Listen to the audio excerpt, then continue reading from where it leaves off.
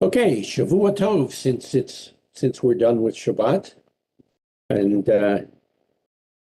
we're also done with all the technological setup, so we're just a tad late, and it's good to see all those bright and mostly shining faces looking at us, both here in the room as well as on the screen. And let's launch by talking to God, and then we'll get moving here. Father, thank you for this opportunity to be together to think about and talk about things that are important in our lives and in your program for our world, and things that hopefully will enable us to be better equipped to respond to people in our world as we more effectively move your program forward in your world. So clarity we'd ask for, understanding, and good interaction. And for all this, we say thank you because of Yeshua, our Messiah. Okay. Let's start by doing what we usually do, and that's asking those of you in the room if you've got any questions. Not at the moment. All right. And next, those of you who are in our virtual room, do you have any questions other than those you might already have sent in advance? No. All right. Then we thought we'd start a little differently than we do normally, and that is start with the news of the day or the weekend. This got set up for us in the following fashion. Oh, you go ahead. I just want to say that usually when you are in front of a group of people, you want to cheer them up and make them be happy that they're there and give them a spot of lightness and warmth and joy. None of that here. So yes, because of the nature of the news. And we were discussing on the way over that John and I have no idea how people get news anymore. There's really no newspapers unless you go online. And that extra step tends to make people not read as much of the newspaper as they used to. How people don't want to watch TV news. I understand that, but then I'm asking, how do people get their news? How do they find out what's going on? So as you answer that question for yourself, we're going to alert you to something. This particular article is in the Washington Post, but if you go, yes. Can I get you a bottle of water while you start? That would be very nice. And isn't that nice? He's behaving really well. No, Jesse beat me to it. Jesse, thank you, Jesse. Didn't have to run. It's okay.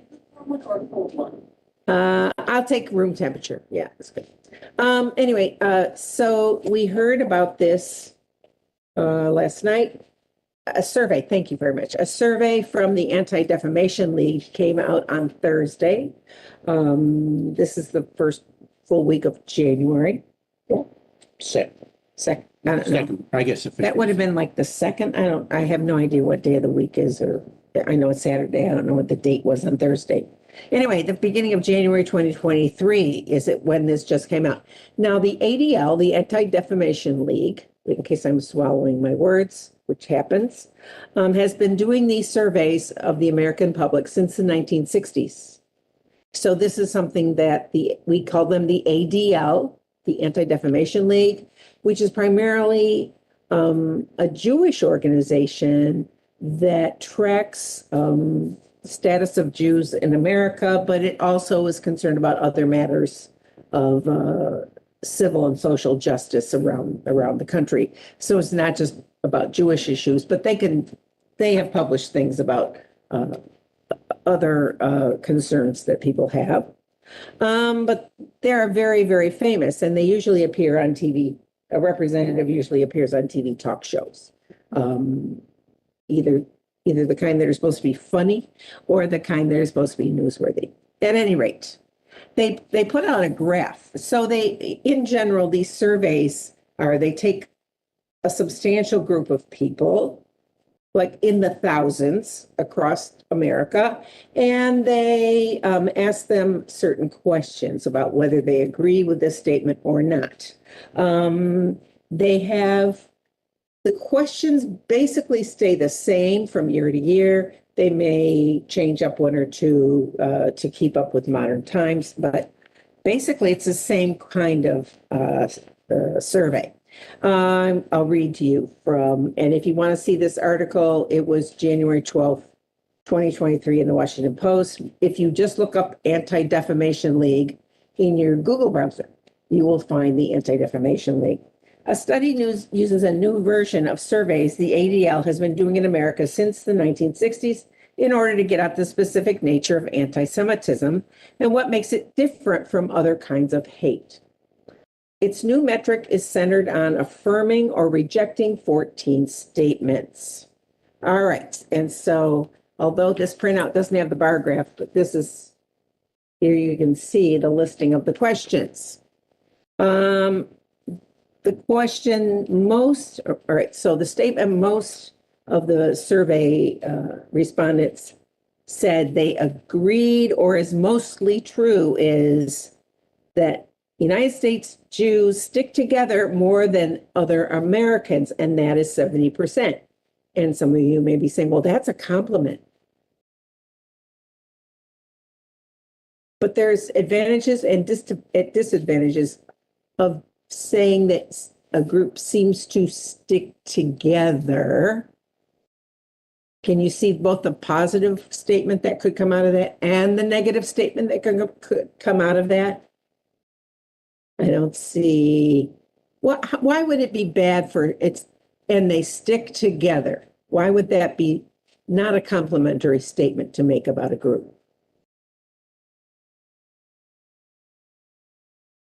They support each other in a way that is tyrannical or abusive, as opposed to, or that they all stick together saying one thing and somebody represents them, but it's not the statement of the whole group. Yes, or they stick together in their ignorance of facts. Yeah, that would be a bad way to stick together, right? Nobody can teach them anything because they just want to be ignorant. They're clannish. Or they're clannish. That comes up in a minute. Yeah. 70% of the people surveyed said that Jews stick together more than other Americans. This is all about us. It's not about the world. It's about us. Okay, second most agreed with answer. In business, they go out of their way to hire other Jews. And that was 53%, half of the Americans that were surveyed said that. I don't know. I don't understand how you could know that. How could you find out the facts on that? Or is that just an impression that really does link up with sticking together more than other Americans? Or possibly prejudiced against other Americans. Yeah, they don't want to Or hire who? people who aren't Jewish, maybe. Or who? If they did the Upper New York Chabad or Boston Chabad or California has the higher Jewish rate and only surveyed them, then yes, they'll get that as the answer. That's not what they did. They did a really good survey. Would you Okay. explain to them about what a good survey is like? Okay, a proper survey, if it's done, and let me take a step back here. I don't want to come in like I'm a major professional on this and you wonder why, what right does he have to talk about this? So let me at least spell out a little bit of my credentials. As part of my both my master's work and part of my doctoral work, I had to take statistics. A lot of statistics. A lot of statistics. More than he needed to. And in fact, in my program, we were required to take a full year of statistics. And in addition to that, pass a, what do we call it? Instead of Tools test. No, not a tools test, not Yeah, qualifying exam. qualifying exam. Is that the best way to describe it? I had to do it too. Yeah. in order to proceed to the program, I had to pass a qualifying exam At the PhD level. at the doctoral level. And in addition to what was required at doctoral level statistics, I took an additional half year of statistics. So I have a little bit of knowledge about statistics and how it's supposed to work. And in fact, my first doctoral dissertation was largely statistically based. So I do have a little bit of familiarity, so I'm not just speaking off the top of my head on this.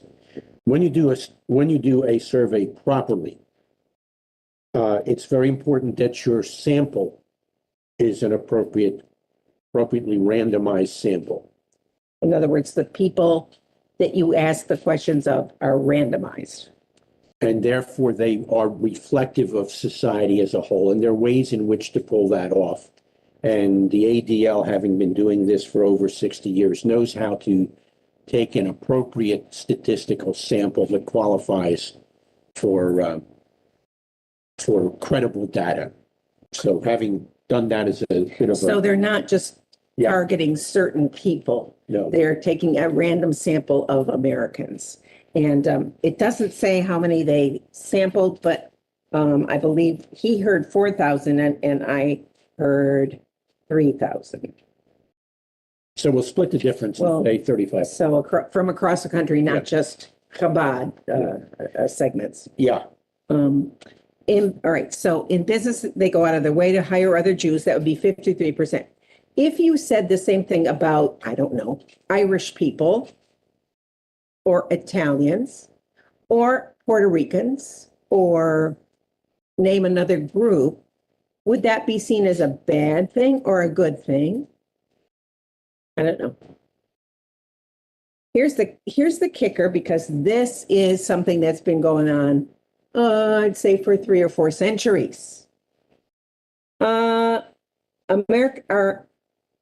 Jewish people more loyal to Israel than to America? This is what Hitler said. This is what was spread throughout the European continent. That was a, well, everybody knows that's true kind of a thing. From a long, long time ago, 39% of the adults said this was true. Almost half said it was true, which is very discouraging. It's very, very discouraging.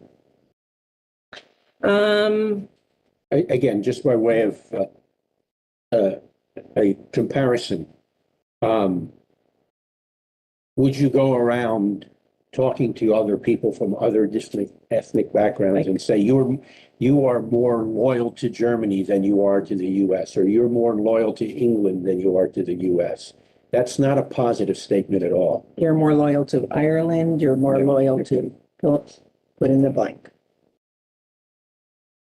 The next one, which is very, very close to, in numbers, to the 39% who say that Jews are more loyal to Israel. And I just want to say this too. So in the climate that we've had in America since the 1950s, since the state of Israel came into being formally,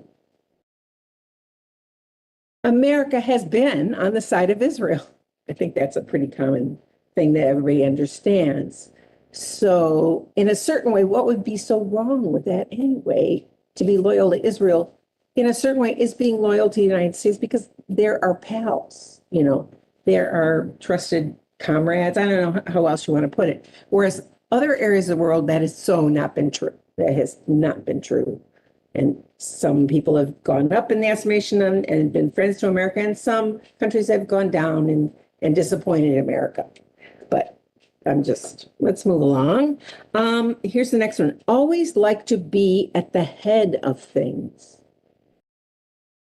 They like to be in charge. In other words, here's a note.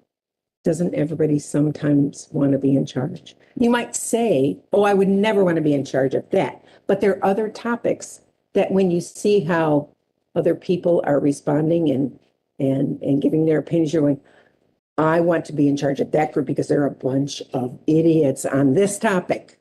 We're all idiots on certain topics. Would we agree with that? I can vouch for you. I can vouch for you. Okay. Okay. I'll give an example. Insurance. I really don't care. I had to take part of a course I took in college was about insurance and how it works. And here's what I don't care. I just don't care. Doesn't matter to me. I have him take care of it and I don't care. So I'm an idiot about insurance matters. Do not come to me and ask me about insurance. I can't give you any. I'll just go. But this is always like to be in charge of things. I'm wondering if this comes into, although the word is not used in the survey, pushy. Yeah. Is that, I think ties into this. They're pushy. Always remind ourselves that I don't know what the percentage is, but I would say at least 50% of America. When you say Jewish person, it used to be they automatically thought of Seinfeld and the show Seinfeld and what they saw on Seinfeld, which is really not exactly helpful because as a lot of you know, if you say Jewish, it can be so many different things. And there is no one statement you can make about Jewish people that's true of all Jewish people, other than their breathing. Would that be okay? And number two, they pay taxes because that's 100% of people too. But anyway, always like to be at the head of things. Makes me scratch my head. I'm going, I don't know. And then I think one of the last ones I'm going to share because there's actually 14. We're not going to go through them all. A percentage of a U.S. adult saying it's mostly true or somewhat true that Jews do not share my values. Do not share my values, which causes me to ask, what do people think are their values? If you went up to the next 100 people who are walking into Target down the street here and asked them, tell me some of the most important values in your life, what do you think they would come up with? Anybody got anything? What do you think people think their values are? What are some values that you try to live by? Family, Yeah, family, freedom, faith. family is important. Okay. And Other, not only that, but it's a topic of conversation around this area. It's very popular here. Freedom, what family? family, faith, family, and freedom. And they've got it posted all over their cars and on windows of buildings. Yeah, it sounds like a good propaganda idea. Okay, what else do you have as a value? What are your most important values in your life? No one has thought of this, or no one wants to share, or Honesty, integrity. honest. Well, that's a good value. I enjoy that value. Yes, I can commiserate. That would be a good thing that I would. What do you teach your kids? What do you want your kids to leave town with? They're going to go, bye, mom and dad. We're leaving town. We're going to live some life out here. What do you want them to take with them? What are you going to be the happiest when they say this? I believe in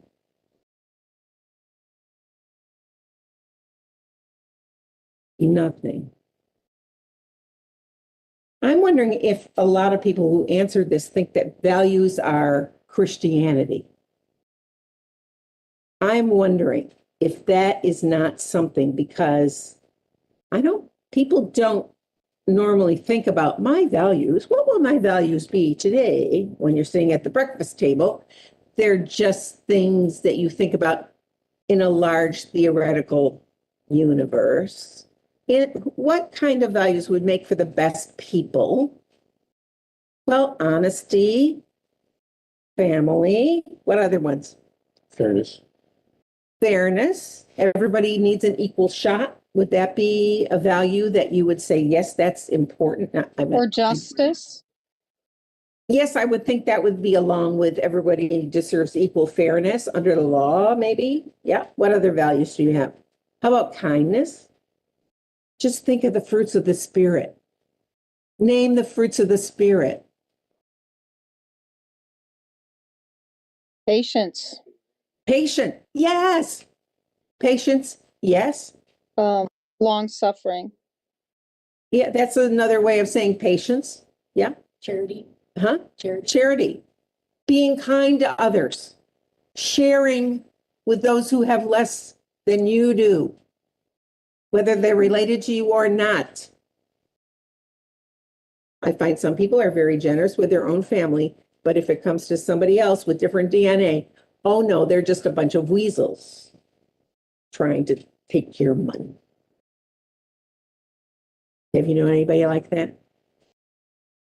I don't know, but they do not share my values, which I would love to have conversations with some of these survey respondents saying, what do you think are your values?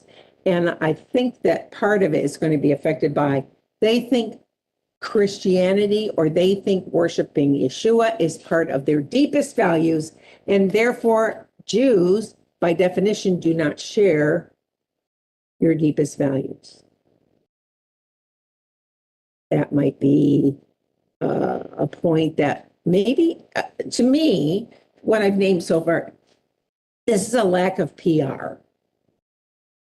What do I mean when I say that? This is a lack of letting people know what Jewishness is like and what Jewishness stands for. And so it means that everybody has to make sure that this is something that's talked up. Because evidently it's not getting covered in whatever news source you're watching or listening to. At the lowest part, I mean, you have the 19% agree that Jews have a lot of irritating faults. Yeah, like Jews irritate me. Let's think about that. Let's see. Puerto Ricans irritate me. Do I know personally Puerto Ricans, a lot of them? Well, I know, but they just do because I've seen them on TV. See how easy that comes out of your mouth? I don't know a lot of Jews personally, but I've seen them on TV. So I know what they act like. And boy, are they annoying. And people who do know them tell me they're annoying and have very, very bad faults. Of course, you know, Irish people, not annoying at all. Chinese people are very, very nice. Very nice. They get the good PR because they're nice. Jews get the bad PR because we're annoying. So Jews are not warm and friendly. Only 17% agreed with that. So at least those, you only have to convince 17% on that little problem, but that's at the bottom of the list. These other ones we were talking about before, they're toward the top of the list. So why are we bringing this up? Before you get, Oh, yeah, go ahead. let me quickly read through these others because these are significant as well. Jews have too much power in the business world. In other words, they control things so the others don't have a fair chance. They have too much control and influence on Wall Street, and in most cases, that's often paralleled with too much control over banking or on the monetary system. They don't care about what happens to anyone but their own kind. They have too much power in the United States today. Some people extend that in the world. So, and they're more willing than others to use shady practices to get what they want. So you can see the negative tilt to these questions. And the problem is that so many people are answering them in agreement with these questions. Go ahead. The ADL Center was created in response to a spike in the past few years of reported incidents of anti-Semitic violence and harassment, as well as a rise in anti-Semitic rhetoric from high-profile public figures. And this survey does not even deal with the issue of Holocaust deniers, which are now getting heard by top-level politicians. Because, once again, it's not the older people that are being affected, it's the younger people that are engaging in social media and listening to TikTok and, I don't know, various Twitter feeds that feed into young people who maybe have never met a Jewish person. And that is quite common in large areas of the United States. If you've never met a Jewish person, or you're not sure if you met a Jewish person, then you're more likely to believe stuff that people tell you that say they do know Jewish people. So that's another issue that we need to put out there very clearly. So I told you this is going to be very, very depressing, and now they all want to get up and leave. This kind of negative attitude has real life consequences, and we've seen that happen historically. One that Patrice already mentioned has to do with the Holocaust. A lot of these attitudes were those that drove the people to be friendly to Hitler and to his program, and in fact were behind some of his own inclinations and responses. So these can have significant real life consequences. Now, the Holocaust happened, X number of years ago, so that's in the past.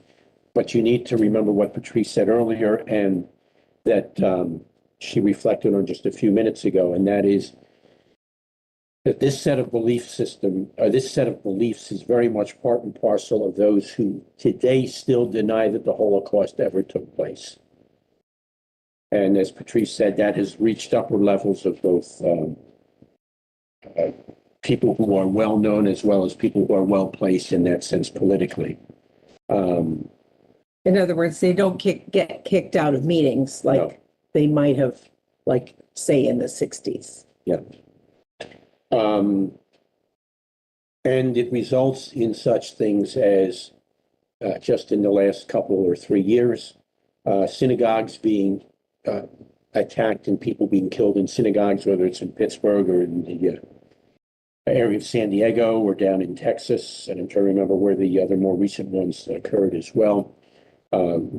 Graveyards being desecrated.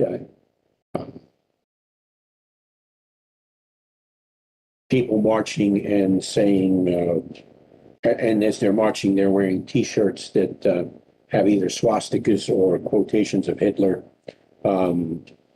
We hate Jews, or Jews will not replace us, that kind of thing as well. And that's all those are just examples that have happened in the last handful of years.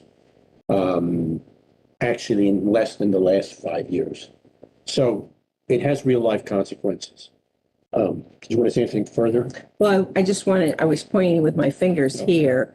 The survey was conducted in September and October among a national sample of 4,007 adults online through Amerispeak, a randomly sampled panel of U.S. households maintained at the University of Chicago. So this was done through hopefully a university that was not controlled by Jews.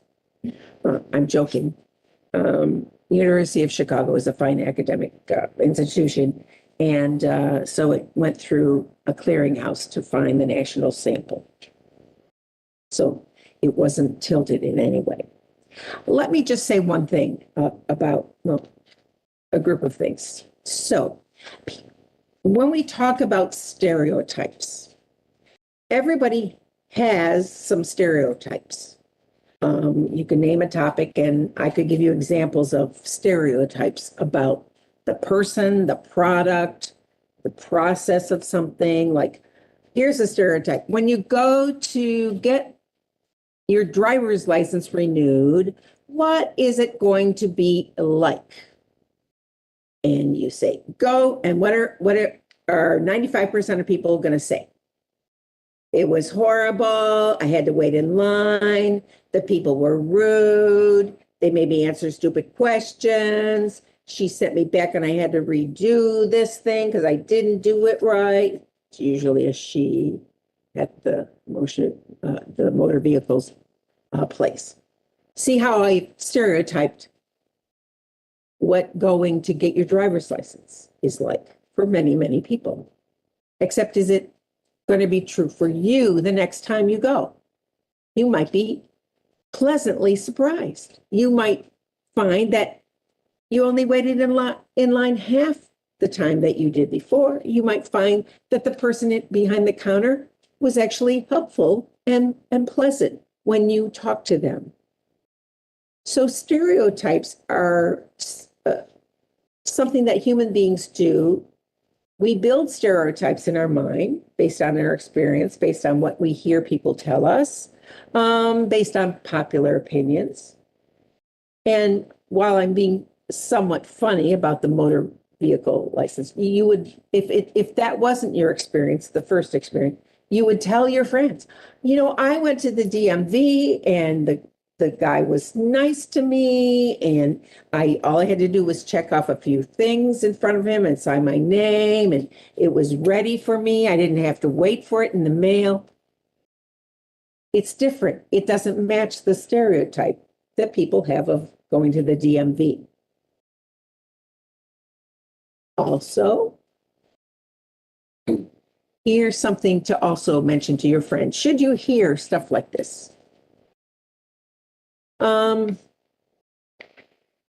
It's not a good idea to stereotype people even in positive ways. What? It's not a good idea to stereotype people, even if you think it's a positive, you're complimenting them. It's not a good idea. What do I mean? What's the example of that? Not all Black people dance well. Not all fat people dance well. Yes, but they're so attractive, but they can't do this. Not all blondes are dumb. Like, for a blonde person, you're very smart. Is not a compliment. Does everybody see that? It's somewhat humorous. You would never do it. But guess what? It gets done with Jewish people all the time. And what do we know about this kind of joking around? Only in your family. Only in your family. If I go to John's family and I joke about Jewish something, that would be fine. If I go to my friend Mike German, who's very proudly Irish, of Irish ancestry, and start joking around about Irish people, it wouldn't be so fun. It wouldn't be such a great idea. But I was just giving them a compliment. Jews are so smart. That's a compliment. Oh, really? Is it? All Jews are smart is a compliment? Or is it something that says you have a standard that I've built up in my own mind, a stereotype? Here's what John's mother, if you met John's mother, which I hope you and trust you will someday, she was a remarkable person, just on her own accord, just because she was remarkable. She could be introduced with you, and within 10 minutes, you're telling her secrets of your inner life that you didn't even know that you had these secrets in your inner life. She was able to get you to talk easily about yourself and also be interested in what you were saying. People used to come up to John's mother. Remember, his parents survived the Holocaust. They heard all the Nazi propaganda up close and personal. They heard it all. It was all against them. And they were young people. They were in their early 20s, and they heard it all. And so when people used to say to Mom, well, Jewish people are very well off, she'd go, no, they're not. We came to the United States, we had nothing.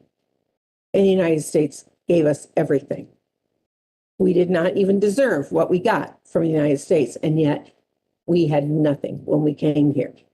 And then they go, oh, well, you know what I mean. She says, no, I don't know what you mean. Here's your answer to somebody who says all Jews are rich. Americans don't see poor Jews. They don't see them. Why? Why don't Americans see families of poor Jewish people? It's a real easy answer. They all go to Israel. What? If you go to Israel and you are Jewish, what will they do for you according to the law of return? They will support you 100%. They will pay for your housing. They will pay for your food. They will pay so that you can learn Hebrew. They will make sure that you get a job. They will take care of your children's education. So Jews that are poor from around the world, and there are poor Jews around the world in different cultures, if they make their way to Israel, everything is paid for. That's why we don't see them in America, because America won't probably let them in, much less provide everything. It's part of Israeli national law to do this. Here's another thing you sometimes hear. All Jews are smart. All Jews are smart. They're so smart. Well, that's a compliment. Why wouldn't you want to say that? It's very nice to be smart. Yeah, but it's a stereotype. And not all that accurate. John's mother would say, so if somebody said that to her, well, all Jews are smart. Come on, Marianne, you know that's true. You know you're brilliant and your husband is brilliant, your children are brilliant. She goes, I know a lot of very stupid Jews. And she does. And especially she did in Hungary. So even though something sounds like a compliment at first, sounds like at first glance, I just mixed my metaphors there.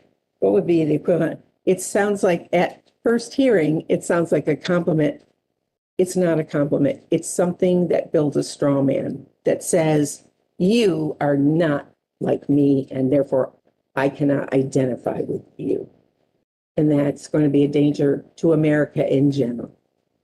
If we continue to say, you are not like me, I can't support you, I can only support me. That's a problem that I think you should maybe look to your values to sort out those problems. Go ahead, you need to speak more. I don't want to say a whole lot because We're TikTok. TikTok. So several things from several different angles here. First, as far as the survey results, these are things that are negative attitudes towards Jewish people because of the way that because they become avenues by way in which you can stereotype people. What the survey indicated is, given the survey results, if we extrapolate this into the American population as a whole,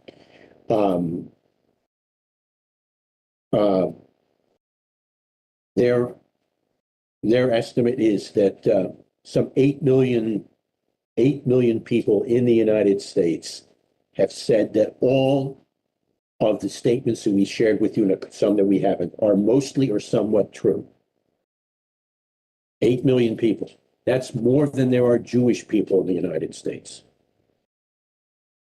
And two things about that are alarming, as some of the survey reviewers point out. Number one, the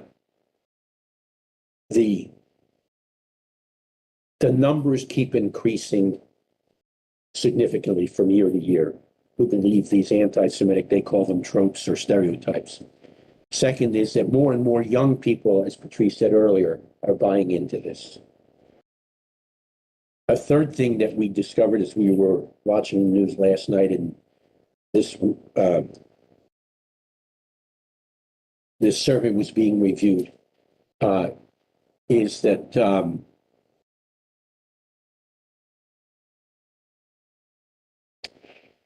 how do I want to put it?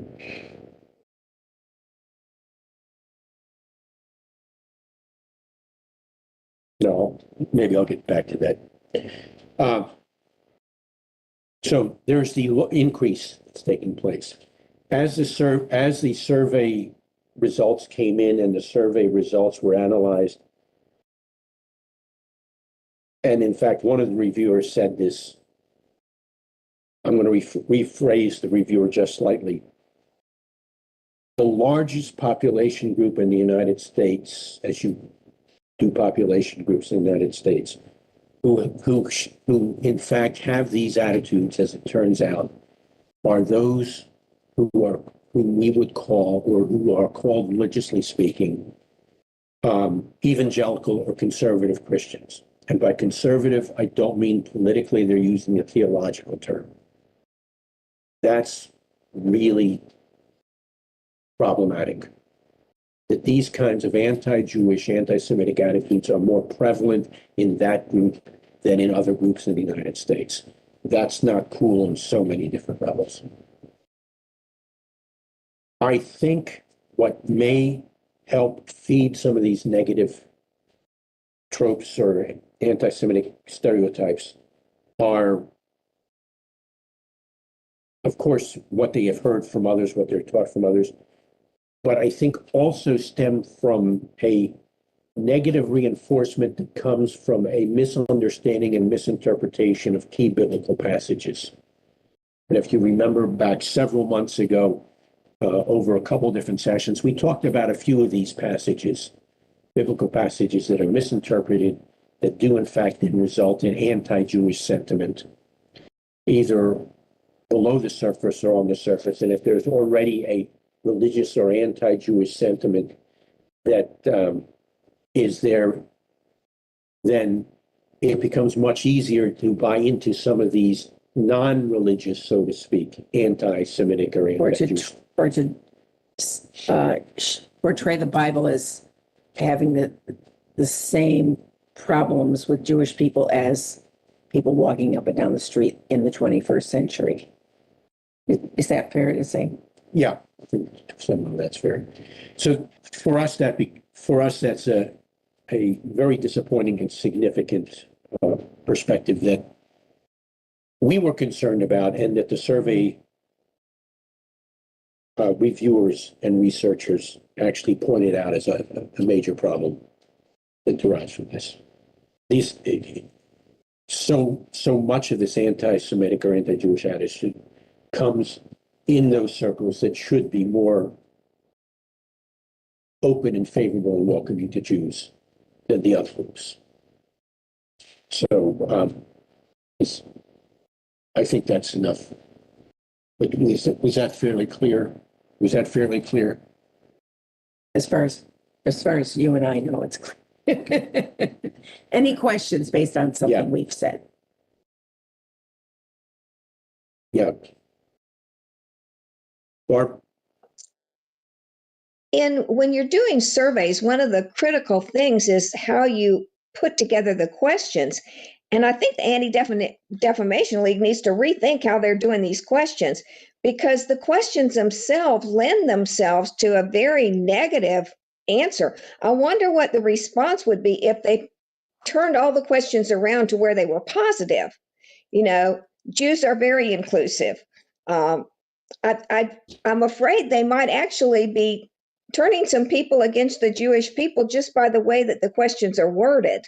Because if you don't know Jewish people, by the time you finish reading that, you're kind of like, whoo, yeah, I guess that's a bunch of really crummy people. I would say a couple, that's a good observation, Barb, but I would say a couple things by way of response. Number one, let's remember this is a group that's been doing this for over 60 years. And one of their major concerns is to combat anti-Semitism, not to promote it. So they're gonna word their questions carefully in a way that will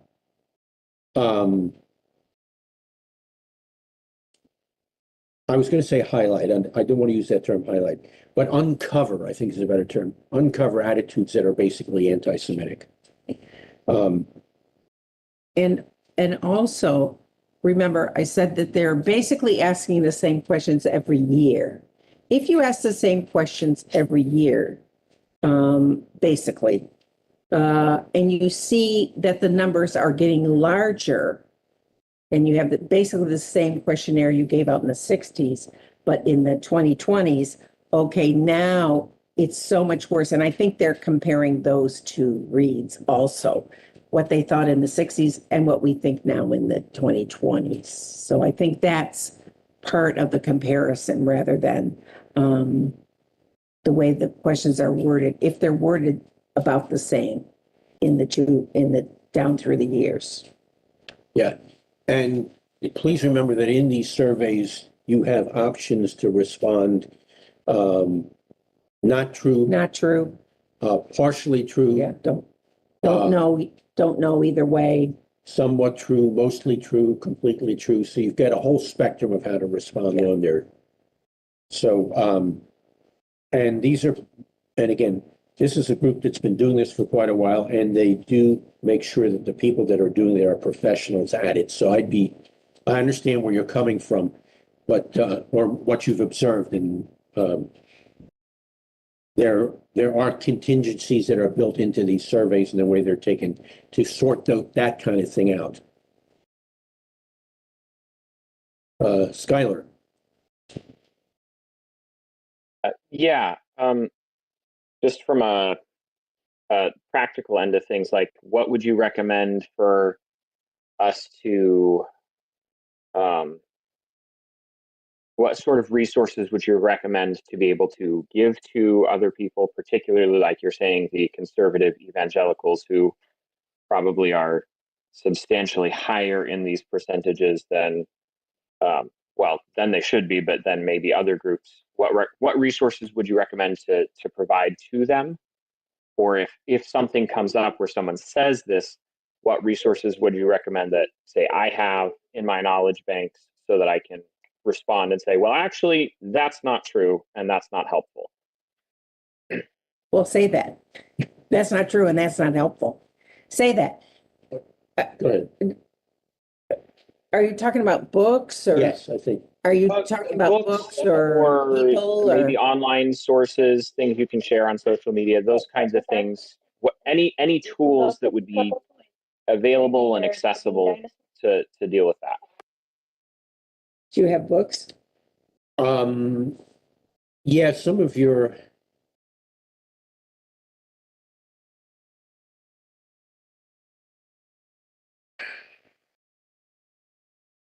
there's some classics when it comes to the whole concept of or this whole topic of anti-Semitism. Um, I'm trying to think of the titles that just popped in and out of my mind. You would definitely want to go to the Yes, anti-defamation. they will have a list. Yeah, ADL.com. Type in Anti-Defamation League and you'll get what they have to offer because they fight it, every day yeah, that's for the part of past. their role. I think they've been in existence since the 1800s, the Anti-Defamation League. So they should have some powerful tools. Um,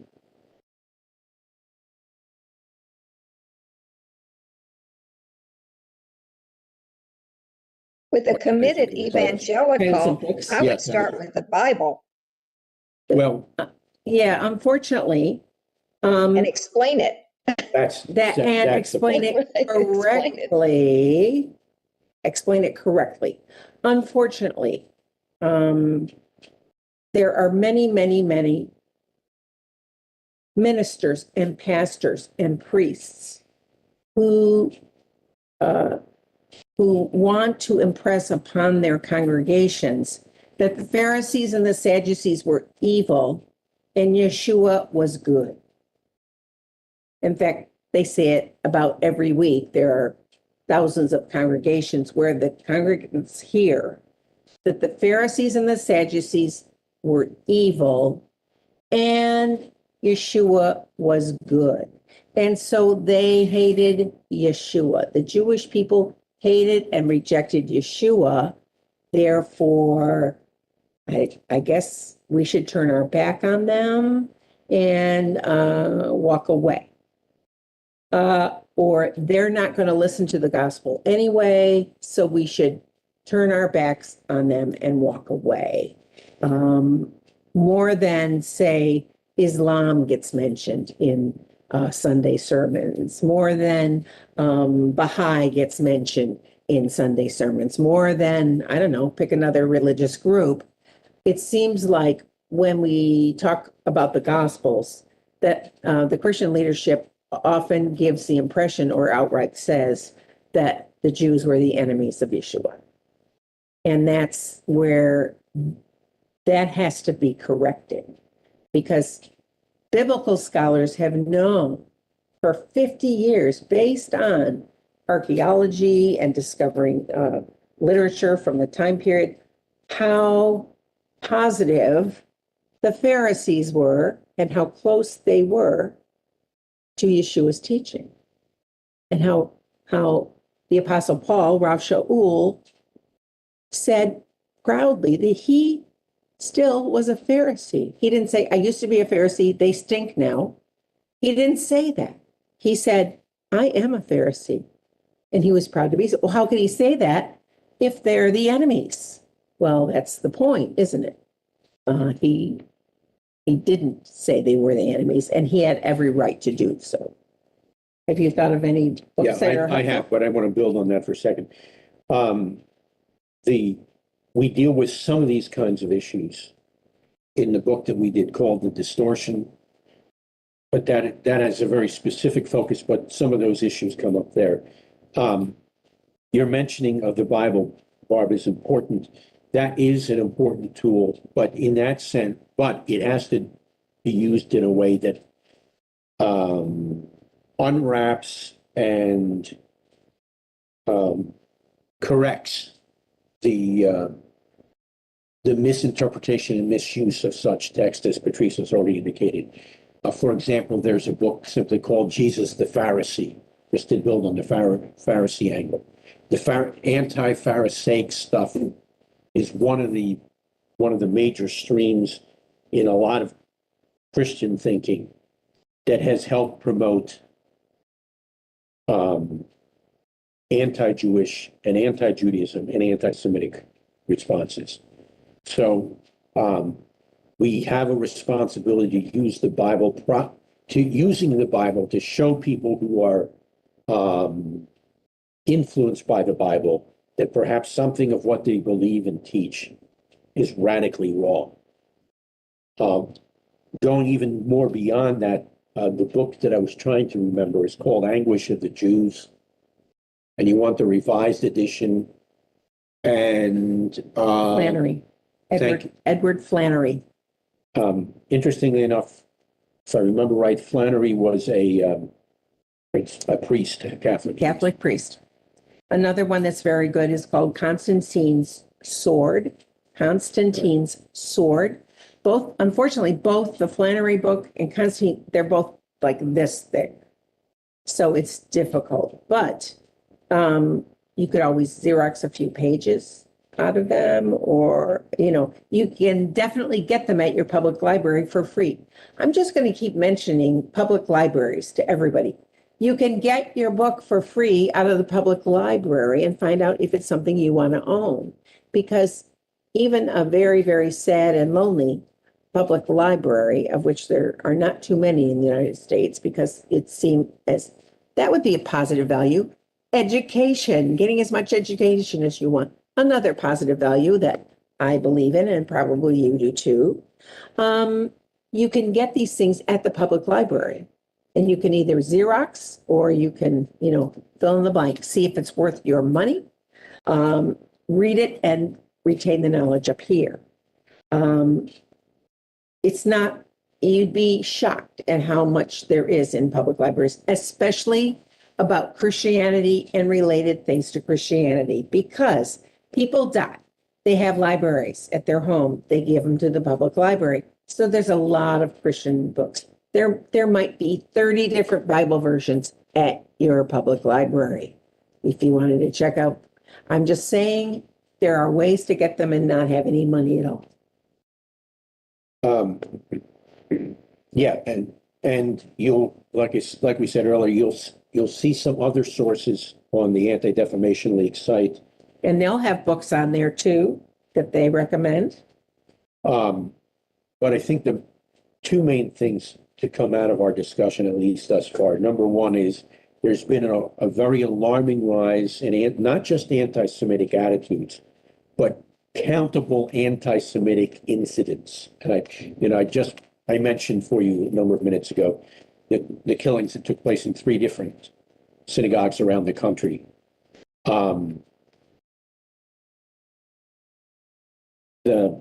So that's one area, though. Our alarming rise of that and of Graffiti. well, not just yes, graffiti, but in our country that are violent incidents. Yeah. In a number of cities, Jews who dress like Jews, and here we're talking about basically Hasidic Jews, have been beaten up by individuals and by gangs. I just a couple of days ago, I saw an article in in gang, and not just who dress like Jews, but Jews who show up at pro-Israel rallies have been beaten up by groups, kicked, stomped on. The picture I'm imagining now is of a guy in a hospital bed, and he's got one of those things around his neck and around his head that keeps it all in place as a result of the injuries he suffered. So this is not just attitudes. This results in actions. And then the other thing that's important, again, building on what Barb said earlier, and that is straightening out the abuse and misuse of biblical texts to turn them against Jews. Patrice mentioned Pharisees. Maybe we should mention just a couple of other areas, just in passing, not in dealing with them. The ones that come to mind most readily to me, beyond the Pharisees one, which is always at the top of the list, is that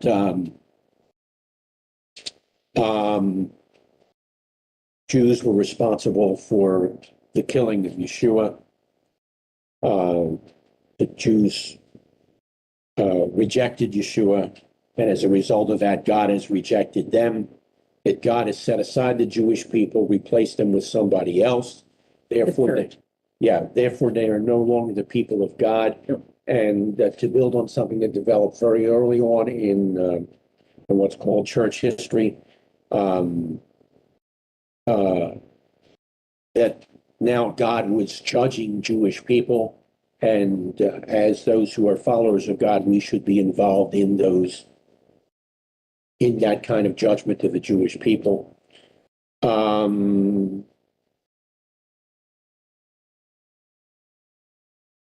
Again, something that Patrice alluded to earlier, let me bring it back in here, that Yeshua's teachings were anti-Jewish. It's new stuff, and the old stuff is now to be trashed. It is to be trashed. It is to be trashed. It's irrelevant because the new has replaced the old. How many times have you heard that or been fed that opinion? The new is new and the old is old, because the new is always better than the old, because your laundry detergent is now brand new compared to what it was 5 years ago. So it's definitely a better product. And if Yeshua is teaching against Judaism, then therefore Judaism and Jews are wrong. And the next step is they are sinful. And then the next step is they are partnering with the devil. All of which And they have no hope because they refuse to consider Yeshua. So it's a problem, heart attitude problem that cannot be fixed by humans. Those are all very dangerous things to say and untrue. So those are just some of the ones that come to mind that are based on misunderstanding, on misreading, on misusing biblical texts, and on doing the same with the role of Yeshua and what he was teaching and what he wasn't teaching. Can you think of any other that come to mind? Not if we want to do other topics. I don't think we have time to do other topics. I think we do. You do? Yeah, I think we could do that Oh, one. I don't think we can. All right, well, then pick another one. I will pick another one. I'm always thinking about you guys. So is this the time to advertise the apologetics class, or perhaps Gospels in their Jewish context? What a ray of sunshine. Thank you, Barbara. We count on you to come up with the commercials. Yeah. Thank you. Yes. Some of these kinds of things, let me go backwards. Some of the very issues that we've talked about as problematic texts, we dealt with in the hermeneutics class. So if you weren't in that class, like Barbara was, you need to go back and get that class. As we move into the apologetics class, we'll be dealing with some of these. We dealt with more in hermeneutics. We'll deal with some in the apologetics class that is coming up. Thursday nights, starting this coming Thursday, 7 o'clock. May I And- share? Hang on a Some of second. it's, Hang on a second. I'll get you in a second. The main thrust of that class is twofold. Number one, examining the evidences and the data for the historical reliability and actuality of the biblical messianic faith, and answering questions people raise about that faith. But along the way, we will be dealing with problematic texts. Now, go ahead, Virginia. in class and up on the in your messages, you gave me a skill that I am using here. And I have different verses selected and ready to go when people tell me something. And then I'll go, well, is that what it fully says? And they'll say, well, I don't know. Or they'll say, yeah, that's what my pastor told me. And I'll say, well, and I'll pull it up on my iPhone and show them, well, here's the text. Do you agree this is the Bible in the text? Yeah. And I use the olive tree and right now I'm using olive tree, and I'll pull it up on olive tree, or the other one I have is yeah, that's where I have it. I have Stern's Bible, and I'll have them read the whole passage, and they'll look at me and they go, that's not what it says. I go, yeah, okay. So, sometimes when somebody says something, read the rest of the The story. rest of the story. And Exactly. having it on your phone, also having links to believe it or not, I sent my son and sons our textbooks, the blue how to live the Jewish life, and having those links of those books juicy, and people are willing to receive and listen. You can know the difference between people who are not. They don't want to talk about it anyway, but people who want to learn are willing to listen and will take those links off your phone or have you send them to their phone, and they'll learn. So there are more ways to communicate to them and make it better if you are bold enough to share. You mentioned Olive Tree, a book that I wrote many years ago that's out of print called The Olive Tree Connection, has a whole chapter on one that's directly related to anti-Semitic notions and responses and data related to it, and one that deals with Israel, since sometimes Israel comes into the equation when anti-Semitism arises and spreads that direction as anti-Zionism. So yeah, if you can get a hold of the Olive Tree Connection, there's at least one, if not a couple or three chapters that relate. So thank you for reminding me of that, Virginia. You really think we have time? Yes, Okay, the boss says yes. this is pretty easy. I say this very humbly and somewhat ashamedly. This question comes all the way back from November 12th. Yes, but it's not ripped from the headlines. So, but therefore it's not ripped from the headlines. Yeah, so we had to do the stuff that was, Yeah, we Current ripped this from the news. headlines because we happened to catch that last night, and it's obviously very pertinent to what goes on around us. Yeah. In our Siddur, the interpretation of the Shema says, "Hear, Israel, O Israel, the Lord is our God, the Lord alone." In all other Siddurs, for example, the Koran Shalem Siddur, by the way, which is an excellent Siddur. we'll tell them what a Siddur is. Oh, looking at you people, I know all of you know what a Siddur is, but others will be hopping on board. So, What? A what? Siddur is the standard prayer book for Jewish worship. So now that we've defined It's a it, prayer book that's used mainly, can use it in your own personal life, but it's used in synagogue services. and some of them, yes, are used as part of the daily prayers that you would normally do in a synagogue, but you can do alone, as Patrice suggested. Anyhow, in all other Siddurs, and I mentioned Koran is an excellent one cited here, the interpretation says the Lord is one. Will you please expound upon the reason? She said expound on, Expound upon. which means I need to take a lot of time. Expound upon the reason our Siddur interprets it differently. Thank you. Okay, the first first notation I made on this question was all other sidurs. It isn't all other sidurs, but it is in most other sidurs, just to be fair. What's in most other sidurs? That the Lord is one. The Lord is one as opposed to the Lord alone.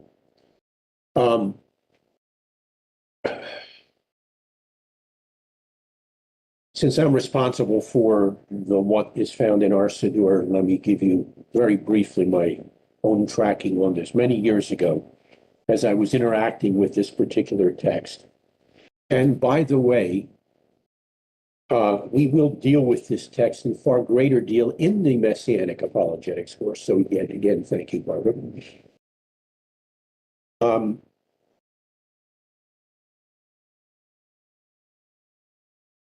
I found the usual translations problematic because to say that the Lord is one is somewhat of a philosophic statement, and I didn't find a whole lot of philosophy in the Bible outside the book of Ecclesiastes. And this came from Deuteronomy, not Ecclesiastes, so I knew this wasn't philosophical. Then there was the issue of how this term one was used in various other places. And it relates to the whole discussion on the nature of God as one. In our Haftarah text from just a couple of weeks ago, Ezekiel 37, there's this, Ezekiel does something striking. He's told by the Lord to take two sticks, one representing Israel, one representing Judah, because by that time the kingdom had been divided, and part was in the northern kingdom. Israel was in captivity, or was taken into captivity to Assyria. The southern kingdom was taken into captivity into Babylon, which is where Ezekiel was speaking. And the Lord says, take these two sticks in your hands, and the two will become one. It's this Hebrew term that's found here, echad. In other words, there are two sticks, and yet they are one, echad. Perhaps the first use of this term, no, I guess the first use of the term is Genesis 1. Not, I was going to go to Genesis 2, but Genesis 1, where it doesn't say the first day, technically it says Day one. Day one, yes, which has interesting implications in and of itself. But the next usage is found at the end of chapter 2, where it says the man and the woman will become one flesh. They're still man and woman, they're still two people, and yet they are one, echad. Now, in the Bible, there is another term that is often translated one, and it's Yahid.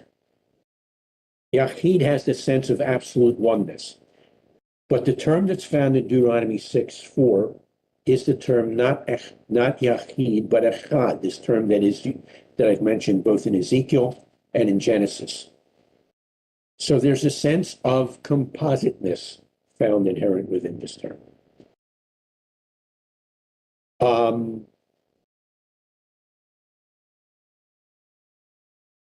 Thinking about the whole idea historically in its to use the broader application of what Virginia reminded us of, and that is contextual looks at things. In the broader historical or cultural context, as I already hinted at, you would not find the biblical writers speaking in philosophical terms. In that historical cultural context, what did the people of Israel, and this is a perfect time to talk about it because we just started reading about how the story of Exodus, how we came out of Egypt and then ended up back in Israel. In that historical cultural context, how would you describe the religions around them with respect to God? Many different ones. Exactly. Polytheistic, yeah. Polytheistic, as Jessica mentioned, many different ones. The more gods, the merrier. If you say in a polytheistic society, the Lord is one, what does that sound like? Oh, he's one of the gods. Or you could try to make the argument, but this is the wrong term for it, that where those are many gods, this is one God. And that he's just one instead of he's many.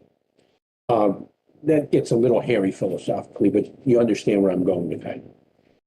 But if the translation is the Lord is our God, the Lord alone, then we say that this is the only God that we will serve. We won't serve the other gods. Now that makes sense in the society to which this was spoken.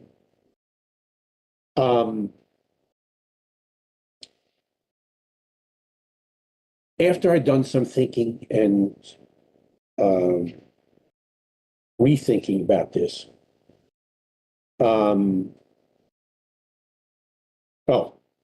let me bring in, since we will get to them very shortly, the 10 Commandments or the 10 words.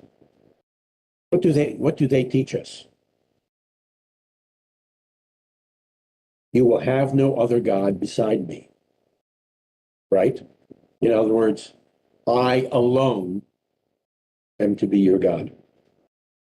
So that reinforces this understanding of the Shema.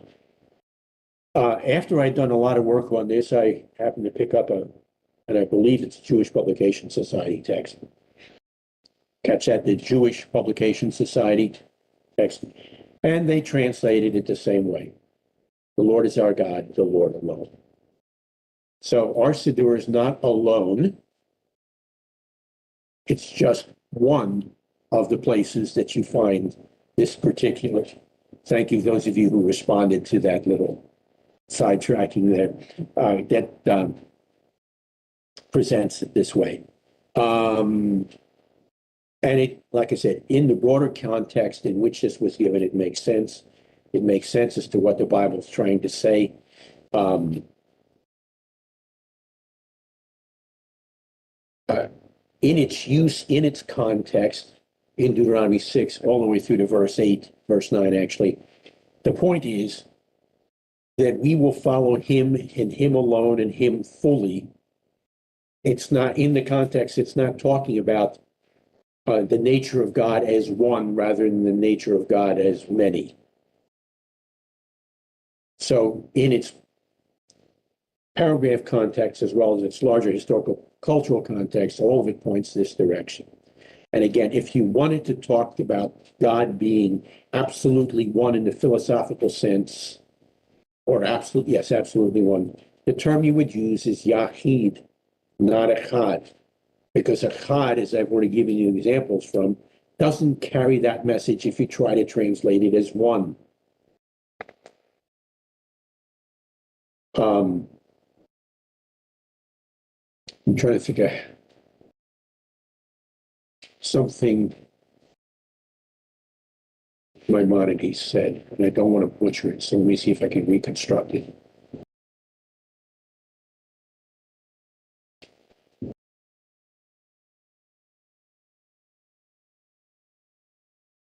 No, I will have to hunt that up before doing it. One final thing to say on this. Zechariah 14, I believe it's verse 9. It's I think, the very last line of the Elenu.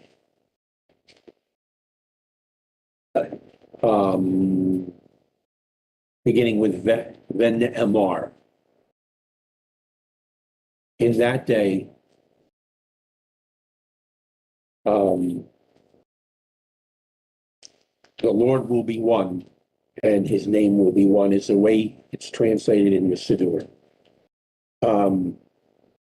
I left it that way in the Siddur, although if you read it in the 9. Yeah, it is 9. Okay. If you read the same Elenu response in the festival Siddur, you'll find it's not translated that way.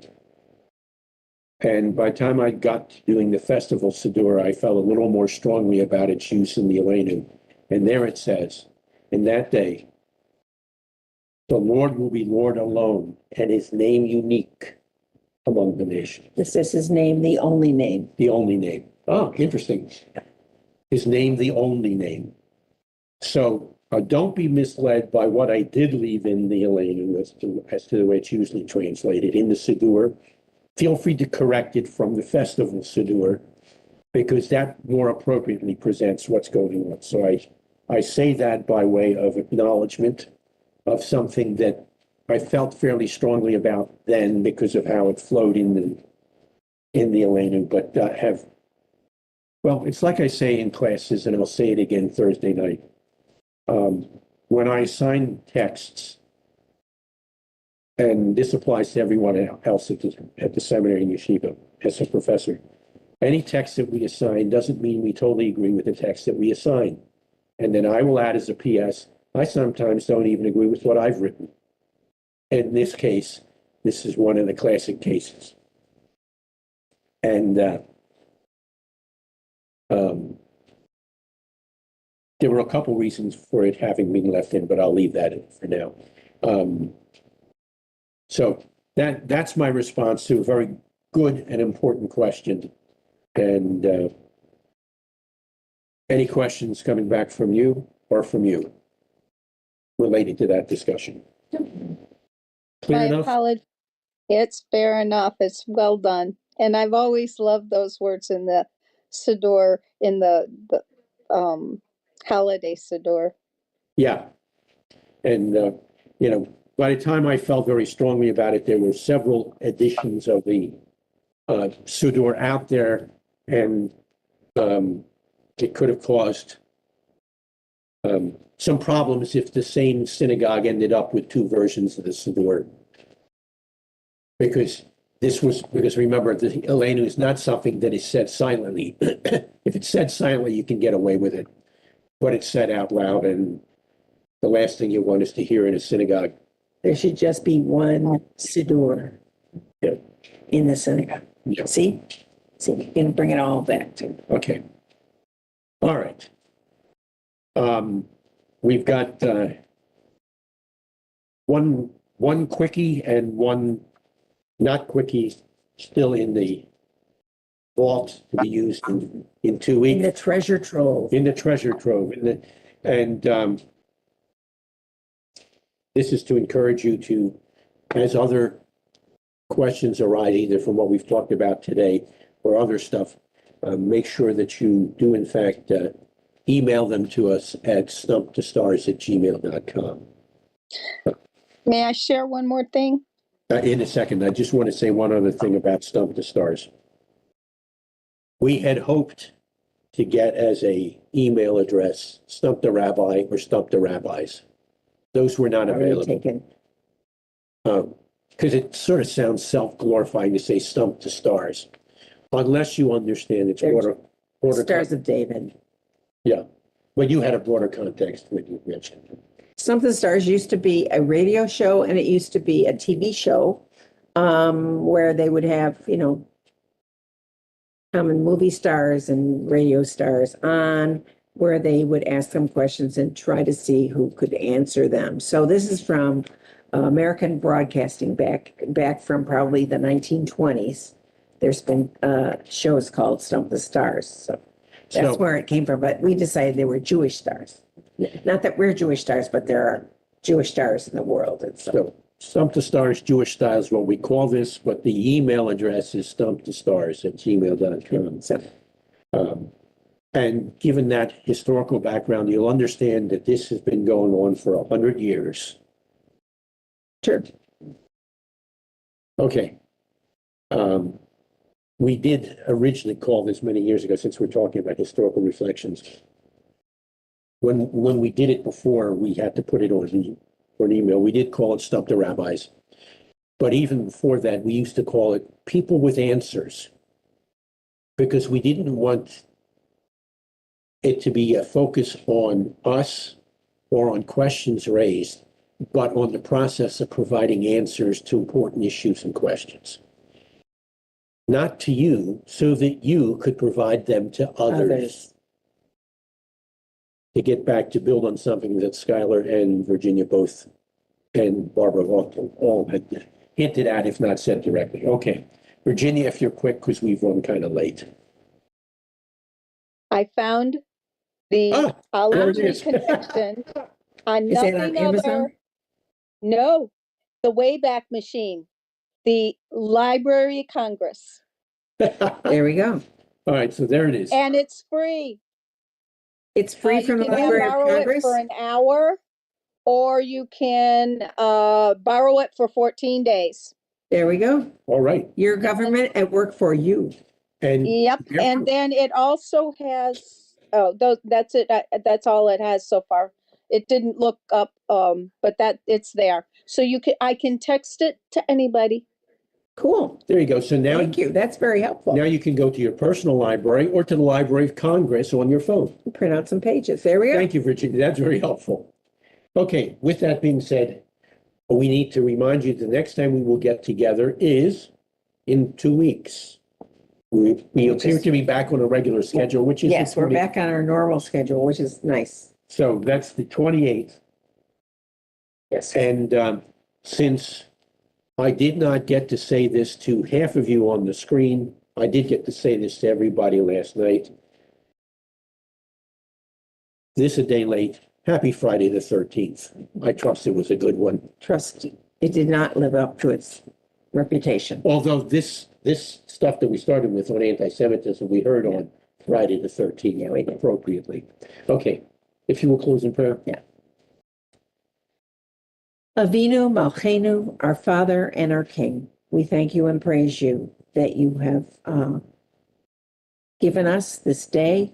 You've given us this group that we can talk with. You've been gracious and kind to us, not only on Friday the 13th, but on every day. We realize that there is nothing we can do to repay you, but Father, we ask that you continue to grow within us, show us answers as we look for them, and help us to reach out to others who don't yet know you or others who do know you, and to be helpful and generous to those around us. In your name, always. B'Shem Yeshua Meshechenu, in the name of Yeshua, our Messiah. Amen. A PS on the Olive Tree Connection.